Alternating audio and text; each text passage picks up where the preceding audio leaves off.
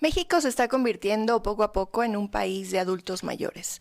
En 2050 se calcula que 1 de cada 3 mexicanos será adulto mayor y eso tiene implicaciones económicas importantes. El día de hoy en Punto de Encuentro vamos a platicar con un especialista, asesor financiero, sobre las pensiones, el futuro de las pensiones y qué nos espera a esta nueva generación de trabajadores. No te vayas. Qué bueno que estás con nosotros en Punto de Encuentro. El día de hoy vamos a platicar sobre las pensiones y es que poco a poco la pirámide poblacional se ha ido invirtiendo y entonces cada vez menos jóvenes estarán trabajando, sosteniendo las pensiones de los adultos mayores. Es un tema que sin duda va a afectar a nuestra generación y a las próximas generaciones. Por eso el día de hoy me acompaña César Montejano, que es asesor financiero. César, ¿cómo estás? Muchas gracias por aceptar la invitación. Y justamente me gustaría que comenzáramos, ¿qué es una jubilación? ¿Qué es una pensión? Para de ahí empezar a dimensionar cuál es el problema que vamos a enfrentar en los próximos años. Ok, perfecto. Antes que nada, muchas gracias por la invitación. Bueno, una pensión en sí es una remuneración económica que todos tenemos derecho, ya sea por invalidez, por el tiempo que tengamos trabajando. Existen varios tipos de pensiones en México. La finalidad de la pensión es garantizar la continuidad económica para un trabajador cuando ya llega a esa etapa. ¿Qué sucede o qué venía sucediendo con generaciones anteriores? Estoy hablando de las generaciones, por ejemplo, de nuestros papás, que trabajaron durante un tiempo y que el día de hoy pueden gozar de una prestación una vez que han decidido ya o que han cumplido la edad de ya no trabajar, ¿no? Ese es un privilegio que tenían anteriores generaciones. ¿Cuál es la expectativa que tenemos? Me parece que si bien no es nuestra generación, quizá una anterior a nosotros, que ya empieza a perder esas prestaciones. Así es, como lo mencionas, hubo una reforma en cuestión de las pensiones a partir del 1 de julio de 1997. Todas las personas que empezaron a cotizar antes de esa fecha tienen un privilegio, como lo mencionas. Ellos pueden gozar de una pensión vitalicia a partir de la edad en la que se pensionan hasta los 99 años. Además de que puede ser hereditable a la esposa, concubina e hijos menores de 16 años. A diferencia de nosotros, que empezamos después del 1 de julio de 1997, desgraciadamente ya no tenemos pensión. En México ya no existen las pensiones. Y esto complica demasiado el panorama, ya que la única forma de que tengamos algo seguro cuando lleguemos a la etapa del retiro será que nosotros mismos autofinanciemos nuestra pensión. El panorama es muy desolador, muy complicado para nosotros. Otro punto interesante también resulta este beneficio que se otorgaba a las viudas o a los viudos. No sé si también correspondía a los hombres, la verdad, pero también a los hijos que tenían alguna incapacidad o discapacidad, ¿no? Que también era una prestación que se tenía hacia la familia. Así y es. Que el día de hoy no solamente te tienes que preocupar por tu pensión, sino también por lo que eventualmente pueda suceder, ¿no? A tu familiar.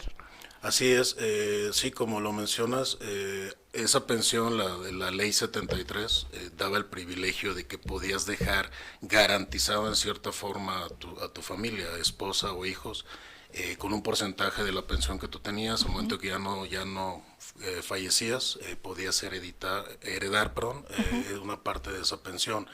Desgraciadamente ya con el sistema de las AFORES se pierde todo eso, ya no tenemos o ya no se puede heredar lo que tú tengas de pensión y desgraciadamente pues eso te complica demasiado el futuro también, tanto de uno como de tu familia.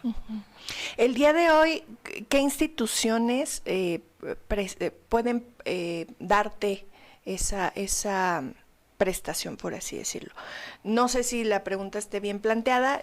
De acuerdo a lo que yo estaba leyendo, es el IMSS, el ISSSTE y Bienestar, pero no sé si es para la generación 97 hacia acá o solamente es para la del 73. ¿Te refieres a la pensión? A la pensión, sí. Bueno, es que hay varios tipos de pensión en México. Dependiendo de la institución en la que trabajes, tienes derecho a una pensión. Las más recurrentes pues, son las del ISSSTE o las del Seguro Social. pero cada dependencia tiene su forma de jubilarte o pensionarse. Por ejemplo, en el sistema, en lo que es CFE o Pemex, tienen una forma diferente de jubilarse en base a años de servicio y ahí el promedio que te dan de la pensión es un poco diferente del cálculo. En cuestión del ISSSTE, el Seguro Social es muy parecido, ya que hubo una reforma en ambos institutos. En el Seguro Social, a partir del 1 de julio de 1997, cambió de la Ley 73 a la Ley 97. En el ISSSTE, a partir de 2007, cambió de décimo transitorio a lo que es cuentas individuales, que viene siendo el Afore en final de cuentas. Para los que estamos con la Afore, del Seguro Social Ley 97 o del ISSSTE con cuentas individuales, básicamente el panorama es igual de complicado. Para los que están antes de esa reforma sí cambia un poquito, tanto en el ISSSTE como en el Seguro Social. Ahí depende mucho, pues ahora sí que en cuál estés, y en base en el ISSSTE se calcula en base al último salario, sobre eso te calcula la pensión. En el seguro te promedian las últimas 250 semanas de cotización y esa va a ser la base de tu pensión. Hay una forma en la que la puedes mejorar en el Seguro Social por medio de modalidad 40, que es una ventaja que si haces un buen plan financiero, un buen plan estratégico que te ayude a lograr ese fin, puedes irte con una muy buena pensión. Desgraciadamente, la gente se espera ya casi llegando a la edad del retiro y no hacen ese plan adecuado.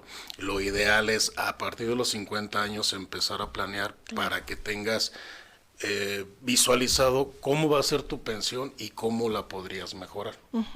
¿Podríamos decir, César, que se privatizaron las pensiones en México?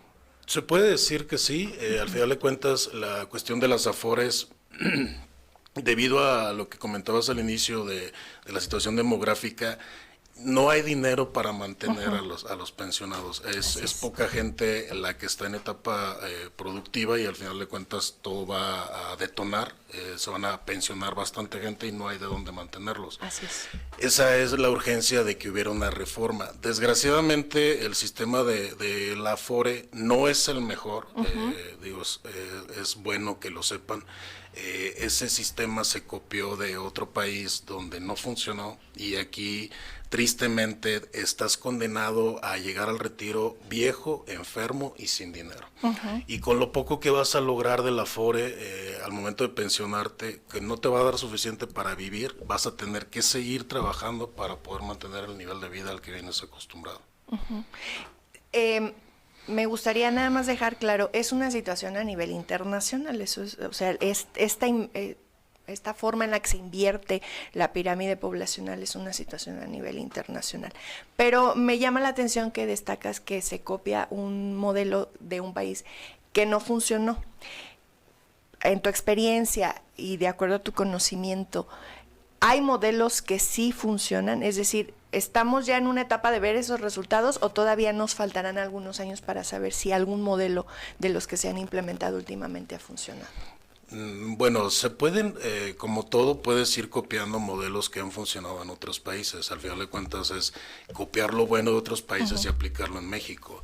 En el ranking mundial, uno de los mejores países en cuanto a pensiones es Islandia, es el número 1. México está en el lugar 37, solo por encima de 6 países, considerado de las peores pensiones que hay. Sí se puede hacer, pero es un tema complicado, porque al final de cuentas no hay de dónde va a salir ese dinero para mantenerte.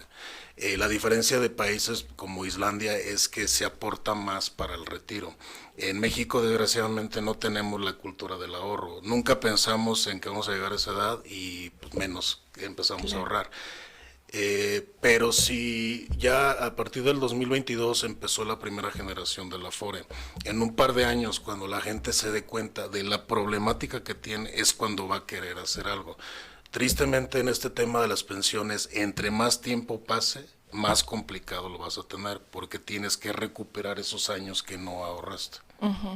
Y justamente sobre ese particular, a mí me gustaría que nos comentaras, primero hay 2 factores que a mí me parece que son importantes en México. Uno es el trabajo informal, es decir, quizá te puedas sujetar alguna prestación con IMSS o ISSSTE, pero si no estás dado de alta, pues será muy complicado, ¿no? Primero. Y segundo, el tema de la cultura del ahorro, es decir, no la tenemos, pero además hay otro factor en ese sentido, que es el ingreso, que a lo mejor no te alcanza para ahorrar, ¿no? Pero vámonos por partes. El tema del trabajo informal, ¿cómo lo ves tú como asesor financiero? ¿Qué propuestas le puedes hacer a alguien que se desempeña en un trabajo informal? Mira, desgraciadamente volvemos mucho a la cultura en México. La gente que se desenvuelve en el comercio informal obviamente lo hace por no pagar impuestos y al final de cuentas sí te perjudica porque no tienes ninguna prestación. En cuestión de las pensiones es más complicado para la gente que no tiene ni siquiera un Afore, porque realmente el día que dejen de trabajar ya no tienen nada. En ese caso hay muchos instrumentos financieros con los cuales te puedes apoyar y aprovechar esa etapa productiva que tienes para tratar de acumular y compensar lo que no vas a obtener porque no tienes nada. Es cuestión nada más de que pues veas el panorama completo y tomes acción y decidas y pienses sobre todo en tu familia, porque no les vas a dejar nada, es más complicado. Muy bien, nos vamos a ir un corte y enseguida regresamos. Qué bueno que sigues con nosotros en Punto de Encuentro. Estamos platicando sobre las pensiones y ya le ampliamos al ahorro también con César Montejano, que es asesor financiero. César, entonces decíamos, luego de repente tenemos ese mito de que si ahorro, entonces ya no me alcanza para nada, ¿no? Así es. Sí, al final de cuentas, repito, todo es cuestión de cultura. Si vas a poner pretextos, nunca te va a sobrar, o sea, nunca vas a poder lograr algo. Sí, nunca nos sobra el dinero, o sea, nunca decir, mira, me sobraron 2,000 pesos. Así es. Entonces los voy a ahorrar, ¿no? O sea, creo que eso no va a pasar. No, no va a pasar, pero a lo mejor sí puedes educarte financieramente y estructurar tus gastos, tener tu plan financiero, si tus ingresos son X, determinar cuánto gastas al mes y en base a un plan financiero ver con cuánto dispones para otros ciertos lujos y solo ajustarte a eso. Es meramente educación nada más lo que tienes que hacer. Y también me gustaría que nos platicaras un poquito sobre cuál es la expectativa que tenemos estas generaciones que ya no vamos a gozar de la pensión. Me parece que no solamente es, tú decías al principio, conservar el nivel de vida que tienes. Me parece que ya en la vejez vienen otros gastos, ya estás enfermo, entonces hay que gastar en médicos, en medicina, porque tampoco nuestro sistema de salud es el mejor. Así es. El público, el privado es muy caro. Entonces tendrás que echar mano, pues, del dinero que tienes. Y yo me acuerdo mucho de una frase de una viejita que escuché, dice, ya me voy a tener que morir 5 años antes, porque ya no me alcanzan los ahorros, ¿no? Sí. Sí, mira, es algo, lo ideal es que hagas tu análisis y veas tu situación. Yo, por ejemplo, si me permites hablar de manera personal, yo hice mi análisis con mi Afore y no vivo ni 6 meses. Entonces, obviamente cuando ya ves eso, pues tienes que hacer algo más. Entonces, el panorama que nos pinta es muy, muy complicado. Y como tú dices, efectivamente, ya a esa edad, si de por sí no nos van a dar una pensión y aparte a esa edad ya estás enfermo, pues te va a tocar tener más dinero para poder mantener tu salud. Como dices, desgraciadamente el sistema público de salud es malo, es muy malo. Entonces, pues realmente no vas a tener ni dinero y aparte ni siquiera una buena salud. Y te conviertes paulatinamente también en una carga para tu familia, para quienes están económicamente activos, ¿no? Así es. Y sabrá Dios qué condiciones les toquen también a ellos, ¿no? De salario, de prestaciones. Sí, desgraciadamente tú lo puedes ver con algunos adultos en este momento.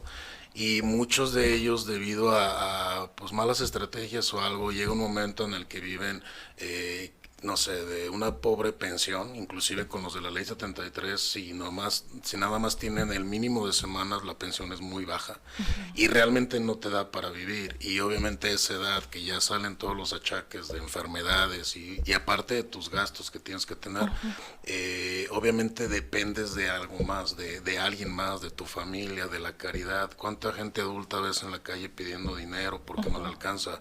O la gente que trabaja en los súper, embolsando porque no le da para vivir. Y a esa edad pues ya ni siquiera puedes buscar otro empleo, ya no tienes cómo trabajar. Entonces, en el caso de nosotros que no tenemos ya derecho a nada de eso, lo que es el Afore te va a manejar 3 modelos de pensiones. Te comento un poquito. En esos 3 modelos del Afore, desgraciadamente la mayoría vamos a estar encajonados en una que le llaman pensión garantizada. Ya no hay pensiones, pero el Afore la maneja así. Y va a ser en base a tu edad y al promedio salarial de toda tu etapa laboral. En base a eso te van a sacar un promedio de salario que te van a dar durante un tiempo. Ese va a oscilar entre 2.400 a 8.200 pesos, que no te van a servir para nada. Hay otros 2 en los cuales, dependiendo mucho el dinero que tengas acumulado en el Afore, vas a poder tener acceso a, pero aparte vas a tener que contratar un seguro adicional para que puedas, digamos, tener derecho a esos beneficios. Esos 2 modelos, tristemente, el 75% de las personas no vamos a tener acceso a eso. La mayoría vamos a estar en el nivel más bajo. Entonces, sí es algo muy delicado. Ahora también hay otro tema, que es cuando el patrón te da de alta con el salario más bajo, aunque tengas un salario mayor. Así es. Sí, ¿no? Porque entonces te están promediando menos, exactamente. Sí, esa es una mala práctica, digo, desgraciadamente, ahí ya entran muchas cuestiones, el gobierno sí debería de checar muchas cosas, eso es una mala práctica que se dan las empresas que te dan de alta con un salario menor. Y a lo mejor tú como trabajador dices, bueno, pues no me quitan tantos impuestos, sí, pero no te pones a pensar en lo que te está perjudicando. Porque a lo mejor en el momento que te pagan no te quitan tantos impuestos, no te pega tanto. Pero vamos a suponer que en ese momento tuvieras algún accidente de trabajo, te van a cotizar sobre ese salario y ahí es donde sí te va a pegar. Si no tienes ningún problema con el paso del tiempo, pues te vas a dar cuenta que ese salario no te va a ayudar para tu cálculo. Entonces sí es un detalle malo que también depende mucho de nosotros exigirle al patrón que obviamente te dé de alta como debe de ser. Oye, un tema que decías al principio que ahorita me rebotó, dices, ya la primera generación Afore 2020, o sea, ya no estamos tan lejos, o sea, no estamos hablando de que en 10 años vamos a ver qué pasa con nosotros, es que ya hay una generación Afore. ¿Y cómo le fue? Pues mira, ahorita todavía sinceramente no ha salido a la luz, pero realmente esto te vas a dar cuenta en un par de años, en unos 3, 5 años, vas a empezar a darte cuenta de todas las carencias que vamos a tener y es cuando vas a poner a buscar qué puedes hacer. Entonces, desgraciadamente pasa el tiempo y se te van muchas oportunidades en lugar de que tomes acción y empieces a ver. Yo lo único que le recomiendo a mucha gente que asesoro es que tengas una segunda opinión. No pasa nada, escuchas, ves y ya tú valoras, tú tomas la decisión de si es bueno para ti o no. ¿Desde qué edad tú aconsejas que empiece uno a pensar en su retiro? Es decir, es un poquito como cuando estás pensando en la salud, que dices, no, o sea, en cuanto tengas conciencia, échale ganitas. Sí, mira, bueno, lo ideal sería que en cuanto empieces a generar un ingreso, que ya estés en un trabajo, empieces a prevenir. Sobre todo porque en esa etapa, pues digamos, no tienes tantas deudas. Eso te puede ayudar a que en ese momento aportes una mayor cantidad y cuando ya tengas ciertas deudas como casa, carro, familia, pues a lo mejor ajustas ese gasto. Pero al final de cuentas sí sería lo ideal. Pero volvemos a lo mismo, no tenemos esa cultura. Yo creo que lo ideal es el momento que tú decidas empezar a hacerlo. Yo, por ejemplo, tengo 43 años, ya se me pasaron bastantes, entonces, entre más te tardes, vas a tener que recuperar todo ese tiempo que dejaste pasar. Algo que me decías cuando platicamos la primera vez que entramos en contacto para el programa, me decías, calcular el costo de tu vida actual y en función a eso, pues pensar en cómo te vas a jubilar, ¿no?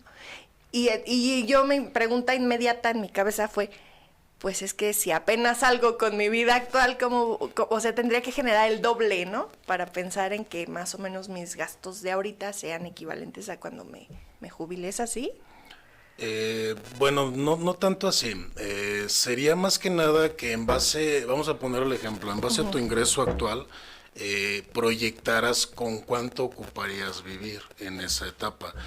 Obviamente, dependiendo mucho de la esperanza de vida, que ahorita son 10, 15 años, tienes que calcular que lo que tengas acumulado te dé para vivir esa etapa. Si no, pues realmente Si no, te no vas tienes a que tener. morir 5 años antes. Así es, tristemente así es. Y la verdad el sistema está diseñado para llegar a eso.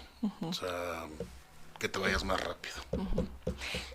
¿Paulatinamente será más complicado, César? ¿O consideras tú que en base a la experiencia puede haber alguna reestructura de estos esquemas de pensiones? Mira, sí debería de hacerse una reestructura. La verdad, sinceramente, lo veo muy complicado porque no hay de dónde sacar dinero. Desgraciadamente el gobierno tendría que tener más ingreso de diferentes fuentes para poder destinar mayor parte a lo que es las pensiones. Tristemente eso no va a pasar, al contrario, cada vez van recortando más cosas, entonces no hay de otra más que tú mismo pienses en tu futuro y empieces a hacer un plan para ti. No dependas de lo que te vayan a dar cuando llegues a ese punto. Eso sería lo ideal. ¿Cómo garantizar que el dinero o lo que yo estoy ahorrando valga lo mismo en unos años por el tema de inflación, por el tema de devaluaciones, que pasa mucho con el dinero que está en el banco, que lo metes al banco, no sé, vamos a pensar, metes 100,000 pesos, por poner un ejemplo, y en 10 años ya no son 100,000 pesos, es menos incluso, con todo y los rendimientos poquitos que te dieron. Sí, claro. Mira, hay varias instituciones y hay varios productos que te manejan un cierto ahorro que se puede ajustar con los incrementos a la inflación. Es recomendable que obviamente en base a la inflación tú vayas compensando eso para que al final tu dinero no pierda valor. Como dices, no es lo mismo 100,000 pesos ahorita que 100,000 en 5 años. Entonces, obviamente nos toca ir compensando ese incremento para que puedas mantener el valor del dinero con el tiempo. Y para eso hay productos. Así es. Yo conozco que incluso te ofrecen a planes de ahorro en dólares o en CETES. Sí. ¿Y eso garantiza de alguna manera? Sí, Sobre mira. todo el dólar me entra un poco la duda por esta fluctuación que hemos tenido últimamente. Sí, mira, hay muchos productos, hay varias compañías que manejan este tipo de productos. Lo ideal es asesorarte bien y que te expliquen bien el producto. Hay algunas compañías que lo manejan, tiene algunas variantes que no es lo ideal. Ahí lo ideal es que tú analices bien y si se adecua a lo que tú estás buscando. Cada persona tiene su plan y en base a eso tienen que diseñarte el mejor producto. Es importante que lo cheques antes de poder tomar una decisión y depende de las compañías, hay diferentes portafolios donde puedes empezar a ahorrar. Ya iba a depender un poquito, obviamente, quién te asesore, como te digan, y el perfil de inversionista que tú tengas. No es digamos que no es lo mismo para todos, hay que saber de checar bien y que te expliquen bien.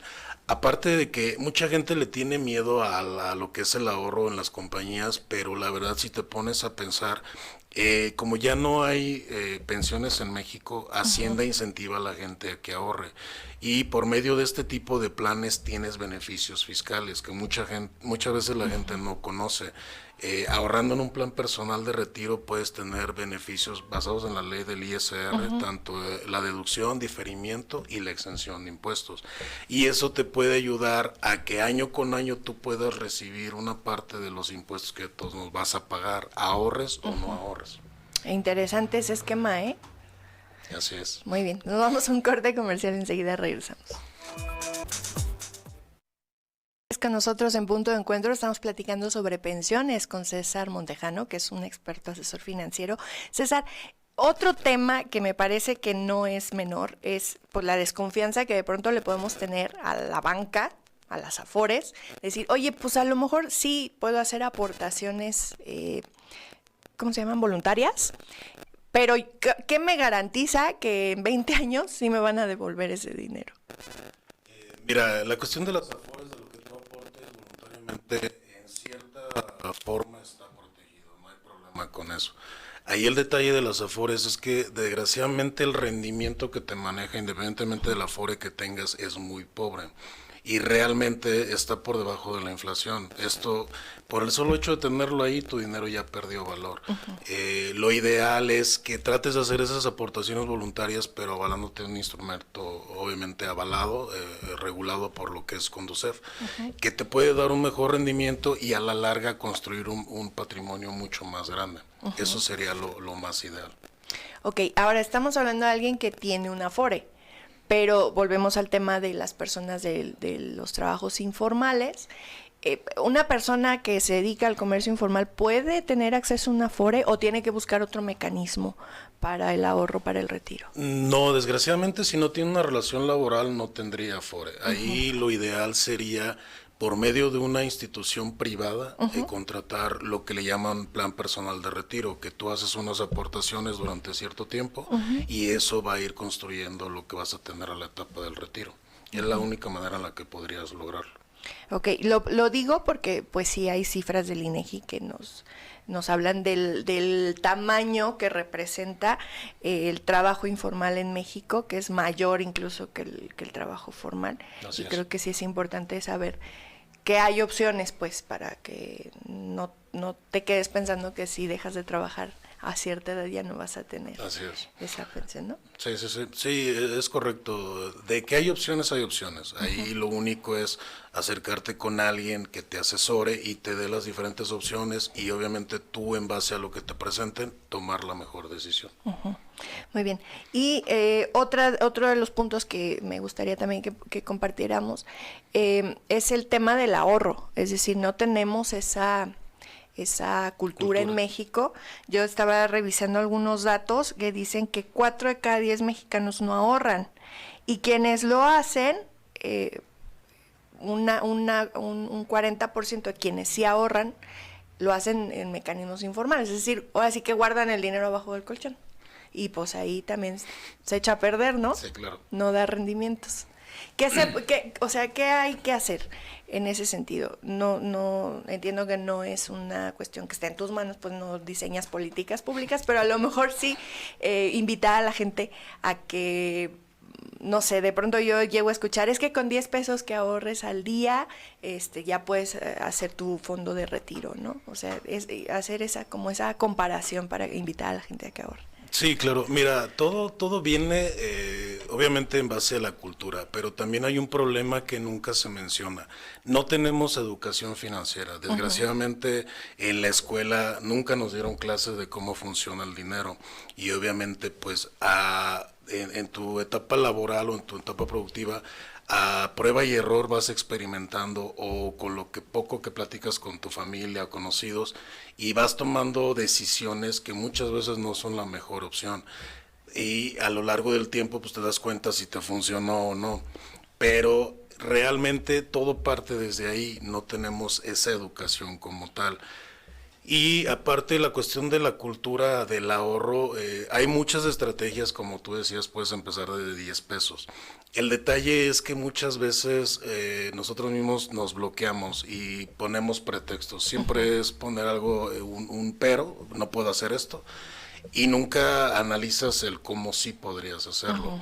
Por ejemplo, hay estrategias o instituciones privadas donde puedes hacer un ahorro desde un monto muy pequeño. Y cuando le comentas a la gente este tipo de situaciones, lo primero que te dicen, no, es que gano muy poco, pero sí tienes para el fin de semana gastarte en ir al cine. Digo, no es malo que lo hagas, pero obviamente hay que darle prioridades.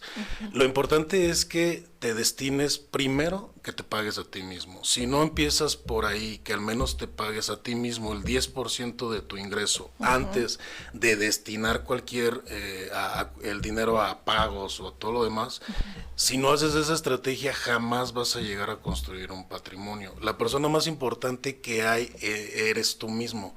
Entonces primero te tienes que pagar a ti para poder después pagarle a todos los demás y eso te va a ayudar a que vayas construyendo un fondo de emergencia con el cual puedas invertir en otro activo o diferentes estrategias que puedas ir haciendo.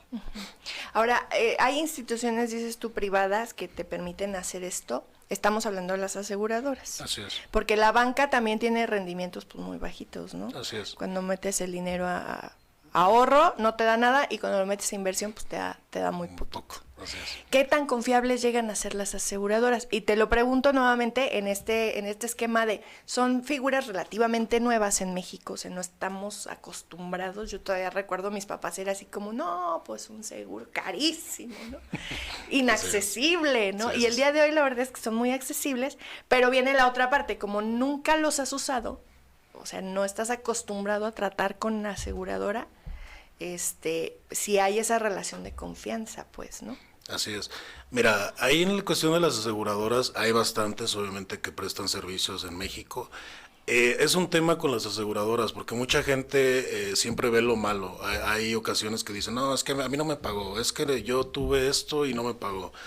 Pero muchas veces depende la manera en que te asesoran y el producto que te ofrezcan.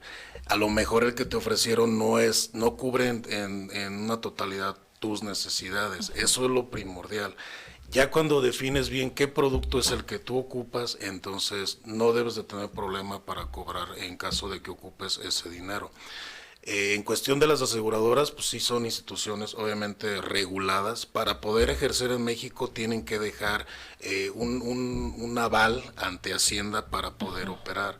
Entonces no es que inviertas tu dinero en cualquier lugar, obviamente todo eso está regulado por Hacienda y te amparas a través de la Conducef. En caso de alguna irregularidad con tu póliza tú puedes ir y presentar tu queja y la Conducef te va a avalar para que te respondan. Ok, y eso es importante porque sí, me parece que es una figura relativamente nueva a la que los mexicanos en particular, creo que el mercado norteamericano está más acostumbrado, pero nosotros no. Así es. Porque confiábamos en el IMSS, ¿no? O sea, al cabo ahí tienes el IMSS, ¿no? Así es. Y la otra parte del ahorro que me parece que también no lo alcanzamos a dimensionar es el ingreso. Desgraciadamente el ingreso en México de la mayoría de los mexicanos que están en el trabajo formal, digamos, es de 10,000 pesos al mes, más o menos es el promedio. Entonces, ¿qué pasa con una familia que se tiene que ajustar a 10,000 pesos al mes? Sí habrá oportunidad de hacer un ahorro, sí hay la posibilidad de que alguna institución pueda arropar a ese mercado que ahorra a lo mejor muy poquito, ¿no? Sí, mira, sí lo hay. Obviamente, si lo haces por medio de una aseguradora, te marcan un monto mínimo. Y como comentas, en base al ingreso a veces es complicado. No imposible, pero muchas veces complicado. Hay opciones. Obviamente, si tú dependes solamente de un salario, pues obviamente estás encajonado a eso y de ahí no vas a salir. Puedes, no sé, intentar cosas nuevas, algún emprendimiento, intentar generar mayor ingreso. Esa es una opción. Otra opción es, si de plano no tienes o no te alcanza tu dinero, tú puedes ahorrar a la Afore, que la verdad no es la mejor opción, pero de eso a nada lo puedes hacer y puedes hacerlo desde 50 pesos. O sea, realmente nada más es cuestión de que empieces a hacerlo. O sea, sí tiene que ver una cuestión cultural, definitivamente, más que la imposibilidad económica, sí, digamos. es pura cultura, porque muchas veces lo que ocupas nada más es reestructurar tus deudas y ver la manera de irte apalancando de estrategias para irte quitando deudas, para que después puedas ir haciendo una buena... visualices un buen panorama y cómo lograr un proyecto, en este caso la pensión, que es algo que de todos modos, quieras o no, vamos a llegar. Hay un dato aquí que tengo, que habla de que, por ejemplo, el 56.9% de los hogares en México tienen deuda y destinan cerca del 40% de su ingreso a pagar esa deuda. Es decir, estás pagando pues no sé si se puede llamar así, pasivo. Y no sé si sea pasivo, o sea, me refiero a que no es un gasto que tengas, es una deuda. O sea, en vez de abonarte, te quita. Así es. ¿No? Y entonces sí hay un problema en ese tema de las reestructuras de las deudas. También los asesores financieros nos pueden ayudar con eso, ¿no? Sí, claro. Mira, lo ideal es acercarte con un asesor financiero, checar tu caso en particular, ver cómo está tu situación y sobre todo en base a eso diseñarte un traje a la medida para que vayas saliendo. Hay muchas formas en las cuales lo puedes lograr. Una de estrategia es irte apalancando las deudas, pagarla más cara, abonarle lo más para que te vayas quitando deudas. Desgraciadamente vuelvo al punto que comentaba hace rato, todo es cuestión de educación y muchas veces nos endrogamos con cosas innecesarias que a la larga pagamos 3, 4 veces. Sí. No sé, compras una tele que te sale, lo pagas en abonos chiquitos, por no decir marcas, y terminas pagando 5 veces el valor cuando podrías a lo mejor destinar un ahorro, lo tienes y lo pagas, te sale más barato. Es decir, eso, el ahorro, ¿no? Empezar a como... Luego pensamos que ahorrar es apretarnos el cinturón y me gustaría que regresando del corte, a lo mejor nos ayudaras a quitarnos ese mito, ¿no? Vamos a un corte comercial. Qué bueno que sigues con nosotros aquí en Punto de Encuentro. Platicábamos antes de irnos al corte de estos beneficios que te da el ahorro. O sea, también me parece interesante que los destaquemos porque muchas personas, sobre todo los que trabajamos a través de honorarios o de servicios profesionales, híjole, el ISR pesa mucho, más que el IVA, yo creo, y si tienes la facilidad de alguna manera de que ese dinero no caiga, digamos, en una bolsa rota, pues está interesante, ¿no? Explorar esas posibilidades. Sí, claro, es lo que te comentaba. Lo importante es acercarte con un asesor, te diga, te diseñe ese traje especial para ti y obviamente checar en base a cómo estás actualmente laboral, ver qué te conviene más. Hay 3 artículos con los que se puede fundamentar este tipo de ahorros y a lo mejor no a todos les aplican los 3. Es conveniente checar cuál te conviene a ti, pero sí es viable el poder de los impuestos que todos nos vas a pagar, que todos te van a retener, pues si puedes recuperar una parte, pues qué más, es lo mejor y sobre todo que vas construyendo ese patrimonio. Ahora, hay otro tema que también me rebota ahorita, que es, tú llamaste a los ahorradores inversionistas, y creo que ese cambio de chip también es importante, porque de pronto decimos, ahorro, pues es guardar el dinero en el cajón, o sea, y ahí se queda y demás, y un inversionista genera más dinero a partir de su ahorro, Así es. ¿no? ¿Qué esquemas has visto tú? Yo conozco uno en Portugal que me parece muy interesante, que es precisamente estas personas que estaban ahorrando para su pensión ponen ese dinero a disposición de proyectos internacionales y entonces pues vienen a México y financian una planta tratadora, por ponerlo de alguna manera, y entonces se les paga su dinero, pero además se les dan rendimientos y ese dinero está funcionando para en este caso, pues para obras sociales, ¿no? ¿Qué esquemas conoces tú que son así de interesantes y que además no necesitas ser el gran inversionista con tus 80,000 millones, sino que puede ser un grupo de varios inversionistas que se pueden poner de acuerdo? Sí, mira, existen muchos modelos. Antes que nada, te mencionaba de invertir. Tienes que, como decías, cambiar el chip. De todos modos, el dinero que tú metes o que mete tu aportación a la Afore, ese dinero se invierte porque tiene que producir. Lo importante es que logres que el dinero trabaje para ti y te genere más rendimiento. Entonces, el dinero que está en la Afore, alguien lo mete a producir y de ahí te pagan una comisión baja, pero lo están poniendo a trabajar. Ahí entra otro detalle que no me voy a meter en broncas, pero ese dinero está trabajando.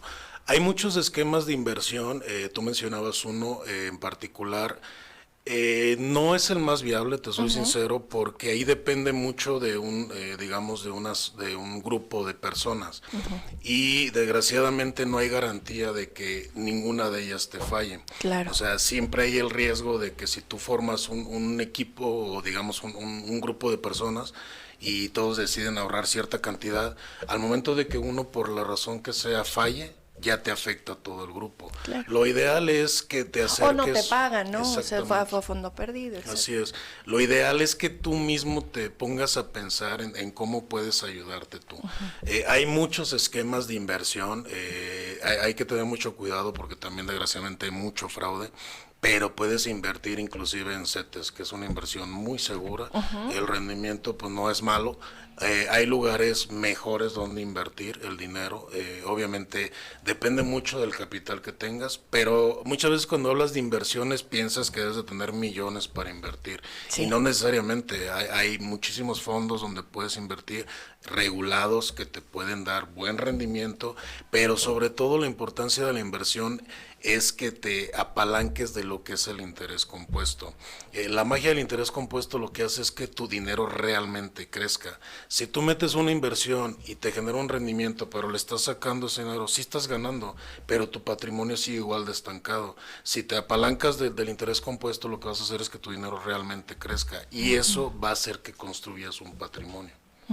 Esas son las cosas que uno tiene que ir a sentarse con el asesor financiero, Así que le es. explique, ¿verdad? Exactamente.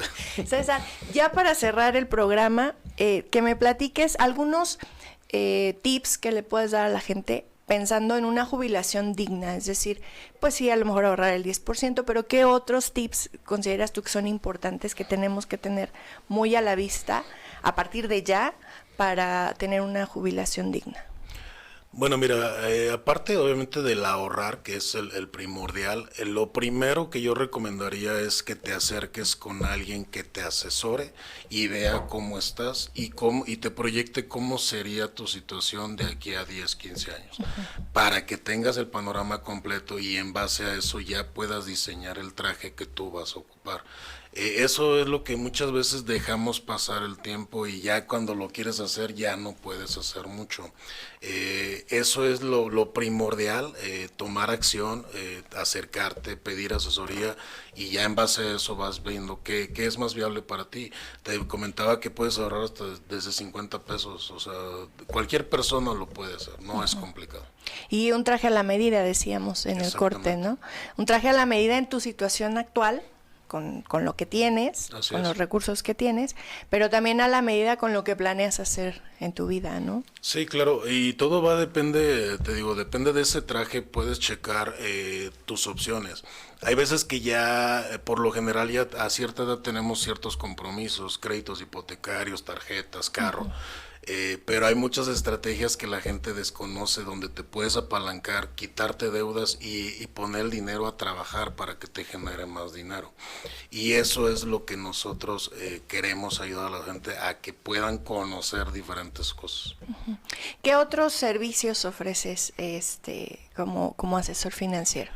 Bueno, mira, nosotros prácticamente asesoramos en diferentes rubros, tanto pensiones, diferentes modos de ahorro, inclusive algunos seguros, pero también podemos checar créditos hipotecarios, podemos ver dónde es o buscarle un lugar mejor para tratar de ayudar a que te dé un poquito más o te libere capacidad de pago para que puedas hacer otras cosas. Entonces siempre se aconseja acercarse a es. un asesor financiero. Muy bien. Exactamente. César, te agradezco mucho que hayas estado con nosotros. No, de que muchas gracias por la invitación y un saludo a toda la audiencia. Muchísimas gracias. Gracias a ti por haber estado con nosotros en este punto de encuentro. Ahorra, es importante.